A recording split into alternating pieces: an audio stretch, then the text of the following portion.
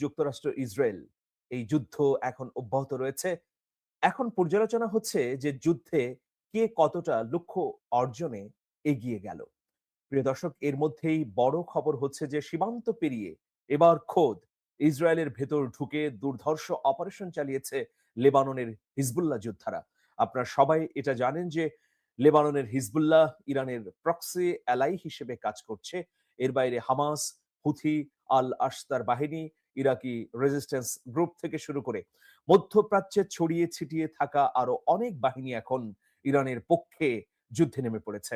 ইরানের সংবাদ মাধ্যম তাসনিম নিউজ এজেন্সি জানিয়েছে অধিকৃত ফিলিস্তিনের উপর ও মধ্যাঞ্চলে ইসরায়েলি সেনাবাহিনীর উপর এই অতর্কিত বদলা নিতে শুরু করেছে তারা। পাল্টা হামলার বেশ কিছু রুদ্ধশ্বাস ছবি ও ভিডিও প্রকাশ করেছে হিজবুল্লাহ। আল জাজিরা তাদের ব্রেকিং নিউজে জানিয়েছে ইসরায়েলি ভূখণ্ড লক্ষ্য করে অন্তত 10টি শক্তিশালী ক্ষেপণাস্ত্র ছুড়েছে লেবানিজ এই সশস্ত্র সংগঠনটি। ইসরায়েলের মুখ্যমন্ত্রী, ইসরায়েলের যুদ্ধমন্ত্রী ইসরায়েল কাটস নিজেই হিজবুল্লাহর এই চালের কাছে হার মেনেছেন। তিনি স্বীকার করেছেন ইসরায়েল আসলে হিজবুল্লাহর উপর আগেভাগে হামলা চালানোর ছক কষছিল, কিন্তু তাদের সেই পরিকল্পনা ভেস্তে দিয়ে হিজবুল্লাহই প্রথম আক্রমণ করে ইসরায়েলি বাহিনীকে চমকে দিয়েছে। উত্তর ইসরায়েলের নিরাপত্তা পরিস্থিতি এখন চরম সংকটে। হিব্রু সংবাদ মাধ্যমগুলো একে ভয়াবহ নিরাপত্তা বিপর্যয় বলে বর্ণনা করেছে। সেখানে ক্ষেপণাস্ত্র আছড়ে পড়ার পর ইসরায়েলি সামরিক সেন্সর বিভাগ খবরাখবর প্রচারে কড়া নিষেধাজ্ঞা দিয়েছে। ফলে ক্ষয়ক্ষতির সব তথ্য বাইরে আসতে পারছে না। এখানে বিপত্তি হচ্ছে যে আমরা সবসময় ইরানে ইসরায়েল এবং মার্কিন যুক্তরাষ্ট্রে হামলার খবর পাচ্ছি, কিন্তু ইসরায়েলে ইরান যে প্রতিশোধমূলক প্রত্যাঘাত করছে তার খবর পাচ্ছি না। এই খবরগুলো ইসরায়েলি গণমাধ্যমে প্রকাশ করতে দেয়া হচ্ছে না। পাশাপাশি পশ্চিমা সমর্থন বা মদতপুষ্ট গণমাধ্যমে প্রকাশ করছে না। এগুলো প্রকাশ হলে আসলে যুক্তরাষ্ট্র এবং ইসরায়েলের ব্যর্থতার ভয়াবহ চিত্র আমরা দেখতে পেতাম। সবচেয়ে চাঞ্চল্যকর খবর দিয়েছে কয়েকটি হিব্রু নিউজ চ্যানেল। তারা জানিয়েছে উত্তর ইসরায়েলের একটি সামরিক ঘাঁটি দখলে নিতে হিজবুল্লাহ যোদ্ধারা বীরত্বপূর্ণ অভিযান চালিয়েছেন। জানা গেছে হিজবুল্লাহর বিশেষ রাদওয়ান ইউনিটের যোদ্ধারা এই অতর্কিত হামলা চালায়। এতে বেশ কয়েকজন ইসরায়েলি সেনা গুরুতর আহত হয়েছেন। হেলিকপ্টারে করে রক্তাক্ত সেনাদের সরিয়ে নেয়ার খবরও পাওয়া গেছে। একটি নির্ভরযোগ্য সূত্রও বলছে যে এই হামলার ফলে ঘাঁটি থেকে ইতোমধ্যে ইসরায়েলি সেনারা সরে গেছে। আর ঘাঁটিটি এখন দখলে নিয়েছে ইরানের প্রক্সি অ্যালাই হিজবুল্লাহ। পাশাপাশি এখানে বিপুল সংখ্যক ইসরায়েলি সেনা নিহত এবং আহত হয়েছে। রক্তাক্ত অবস্থায় তাদেরকে দ্রুততম সময়ের মধ্যে সরিয়ে নিয়েছে ইসরায়েলের কুইক রেসপন্স টিম। প্রিয় দর্শক, এইরকম ভয়াবহ ঘটনার সংবাদ মূলধারার যেমন রয়টার্স, বিবিসি এগুলোতে প্রকাশ পাচ্ছে না। আবার আল জাজিরাও এখন খানিকটা সেন্সরশিপের মধ্য দিয়ে তাদের সংবাদ প্রকাশ করছে। অনেকে বলছেন যেহেতু ইরান কর্তৃক কাতারও আক্রান্ত হয়েছে, সুতরাং কাতার সরকার চাচ্ছে না ইরানের বীরত্বপূর্ণ সংবাদগুলো সবাই দেখুক। প্রিয় দর্শক, এইরকম পরিস্থিতিতে আমরা দেখতে পাচ্ছি যে ইরানের তরফ থেকে এটা স্পষ্ট করেই বলা হয়েছে যে আমরা দীর্ঘমেয়াদী যুদ্ধের পরিকল্পনায় নিয়েছি। সেই আলোকে নতুন বিশ্বকে হতবাক করে দেবার মতো অস্ত্র এখন আমরা উন্মোচন করব। জাতীয় ন্যাশনাল কাউন্সিলের সেক্রেটারি আলী লারিজানি ইতোমধ্যে ঘোষণা দিয়েছেন যে বিনা চ্যালেঞ্জে ইসরায়েল এবং আমেরিকাকে আমরা ফেরত দেব না। এছাড়া আব্বাস আরাঘচি তিনি স্পষ্ট করে বলেছেন যে আমরা এখন মার্কিন যুক্তরাষ্ট্র বা ইসরায়েলের স্থল বাহিনীর অপেক্ষা করছি। ইতোমধ্যে একটা খবর চাউর হয়েছে যে স্থলবাহিনী আক্রমণ করবে ইরানে। সেটা হতে পারে ইসরায়েলের বা সেটা হতে পারে মার্কিন যুক্তরাষ্ট্রের। আবার আরেকটি খবর চাউর হয়েছিল যে ইরাক থেকে হাজার খানেক কুর্দি যোদ্ধা ইরানের দিকে রওনা হয়েছে, তারা স্থলযুদ্ধ করবে। কিন্তু এই সংবাদটি মিথ্যা এবং প্রোপাগান্ডা বলে ইরানের তাসনিম নিউজ জানিয়েছে। তো প্রিয় দর্শক, ইরানের সামরিক বাহিনীর অভিজাত শাখা Islamic Revolutionary Guard Corps IRGC নামে যেটা পরিচিত, এর মুখপাত্র brigadier general Ali Mohammad Naini জানিয়েছেন প্রতিরক্ষা বাহিনী দীর্ঘমেয়াদী যুদ্ধের জন্য প্রস্তুত এবং এজন্য কিছু নতুন অস্ত্র আগে থেকেই তুলে রাখা হয়েছে। যে অস্ত্রগুলো এখন পর্যন্ত বিশ্ববাসী দেখেনি। এই অস্ত্রের হামলা যখন শুরু হবে তখন বিশ্ববাসী অবাক হয়ে যাবে। এই রকমও তথ্য আমরা পেয়েছি আলী কিয়ানির কাছ থেকে। প্রিয় দর্শক, যাই হোক, বৃহস্পতিবার এক বিবৃতিতে তিনি বলেছেন, ইরান দীর্ঘমেয়াদী যুদ্ধের জন্য প্রস্তুত। এজন্য নতুন অস্ত্রও আমরা আলাদাভাবে তুলে রেখেছি। সেসব এখনো বড় মাত্রায় ব্যবহার করা হয়নি। নতুন অস্ত্রগুলো শত্রুদের গুরুতর এবং যন্ত্রণাদায়ক প্রত্যাঘাত করবে। বর্তমানে সেগুলো পাইপলাইনে আছে, যথাসময়ে ব্যবহার করা হবে। প্রথমবারের মতো ইসরায়েলকে লক্ষ্য করে নিজেদের ক্লাস্টার ব্যালিস্টিক ক্ষেপণাস্ত্র খাইবার নিক্ষেপ করে ইরান। তারপরেই এই বিবৃতি দেন ব্রিগেডিয়ার জেনারেল নাইনি। ইরানের পরমাণু প্রকল্প নিয়ে গত 6 ফেব্রুয়ারি থেকে 27 ফেব্রুয়ারি পর্যন্ত 21 দিন ধরে সংলাপ চলে তেহরান এবং ওয়াশিংটনের মধ্যে। 27 ফেব্রুয়ারি কোনো প্রকার সমঝোতা ছাড়াই, কোনো ধরনের আলাপ আলোচনার পরিপূর্ণতা ছাড়াই, চুক্তির কোনো নিশানা ছাড়াই এই সংলাপ শেষ হয়। তার পরের দিন 28 ফেব্রুয়ারি ইরানে অপারেশন এপিক ফিউরি শুরু করে যুক্তরাষ্ট্রের সামরিক বাহিনী। ওয়াশিংটনের সঙ্গে তাল মিলিয়ে একই সময়ে ইরানের সামরিক অভিযানে অপারেশন রোয়ারিং লায়ন শুরু করে ইসরায়েলও। গত 7 দিন ধরে যুদ্ধ চলছে। হামলার পাল্টা জবাব হিসেবে ইসরায়েল ও মধ্যপ্রাচ্যের মার্কিন সেনা ঘাঁটিগুলোতে দফায় দফায় ড্রোন ক্ষেপণাস্ত্র নিক্ষেপ করছে ইরান। ইসরায়েল এবং ইরানের সঙ্গে এর আগে 2025 সালের জুন মাসে 12 দিন ব্যাপী সংঘাত হয়েছিল। বিবৃতিতে ব্রিগেডিয়ার জেনারেল নাইনি বলেছেন, সেই সংঘাতের তুলনায় এবারের যুদ্ধে ইরানের অস্ত্র ভান্ডার আরো বেশি সমৃদ্ধ। আপনারা জানেন যে ইসরায়েলের বিরুদ্ধে true promise 1, true promise 2, true promise 3 এই 3টি ধাপ শেষ করার পর ইরান এখন শুরু করেছে ট্রু প্রমিস 4 ফেজের আক্রমণ। ইসরায়েলি সংবাদপত্র হারেজ এক প্রতিবেদনে জানিয়েছে, রকেটের এই ব্যাপক বর্ষণে তেল আবিবের কেন্দ্রস্থলে থাকা ভবনগুলোর ভয়াবহ ক্ষয়ক্ষতি হয়েছে। চারদিকে ছড়িয়ে ছিটিয়ে আছে ধ্বংসাবশেষ। ইরানের সংবাদ মাধ্যম তাসনিম নিউজ এজেন্সি জানিয়েছে, এই অভিযানের নাম দেওয়া হয়েছে অপারেশন সাদেক প্রমিস 4। ড্রোন ও অত্যাধুনিক খাইবার ক্ষেপণাস্ত্র দিয়ে এই যৌথ হামলা চালানো হয়।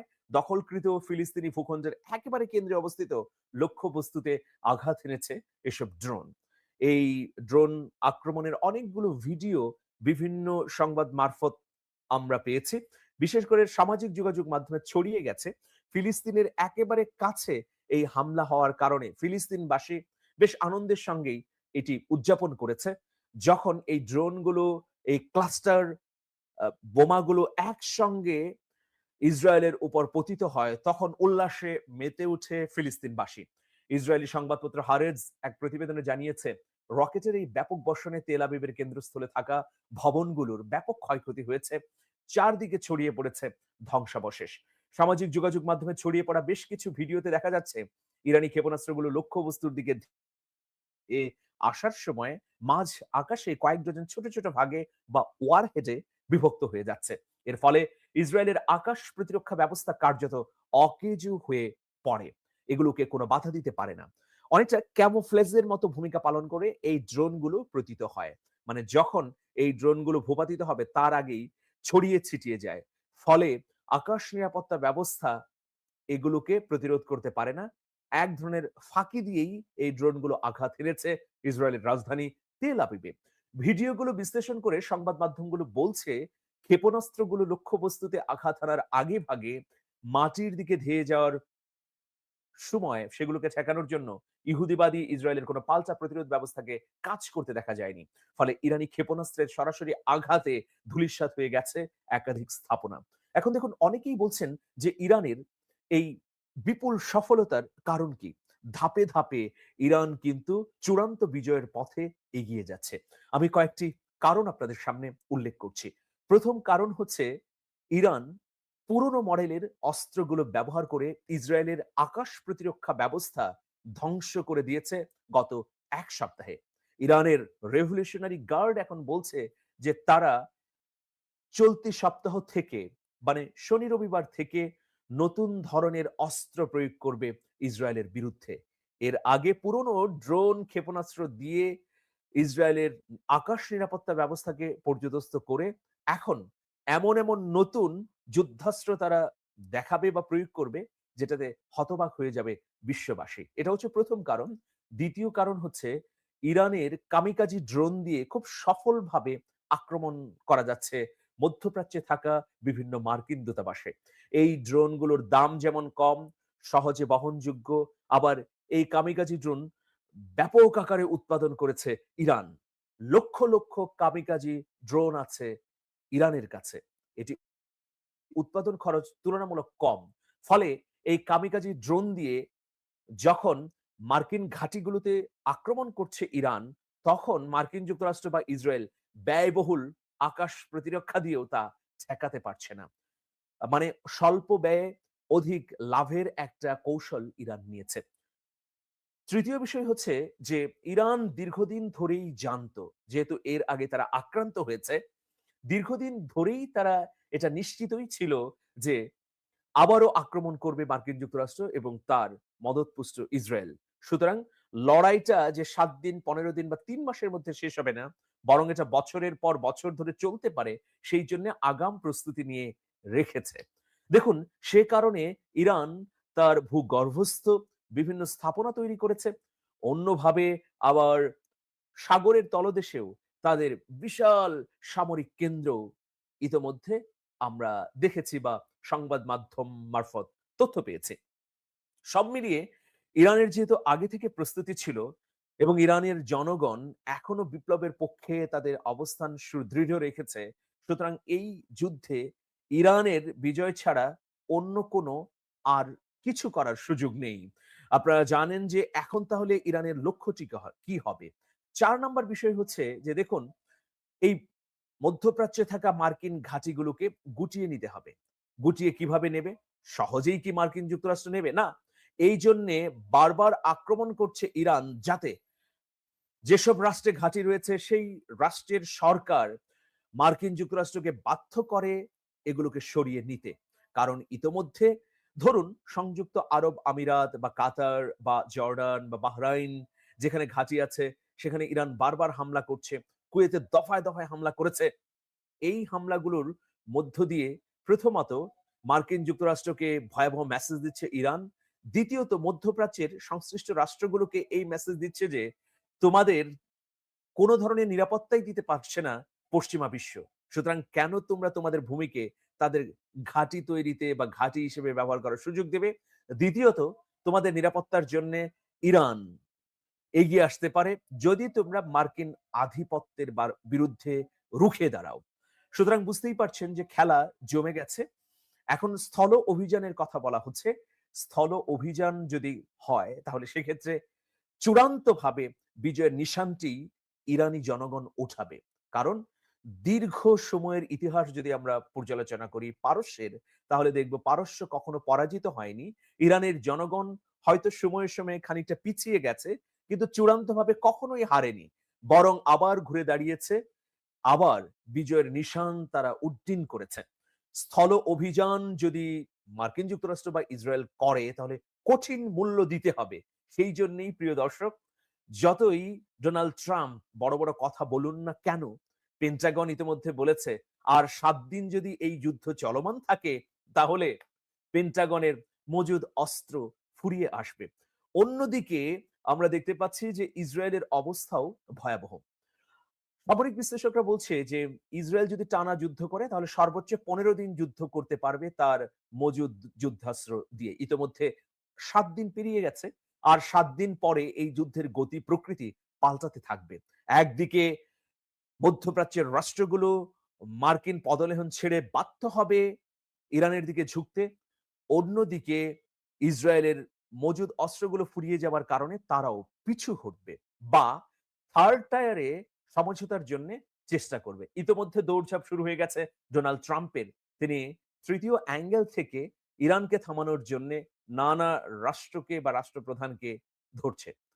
তো আজকে ইরানের প্রেসিডেন্ট মাসুদ পেজেশকিয়ান তিনি বলেছেন যে অনেকেই দুতিয়ালি করার জন্যে বা এই যুদ্ধ থামানোর জন্যে ইরানকে এখন অনুরোধ করছে।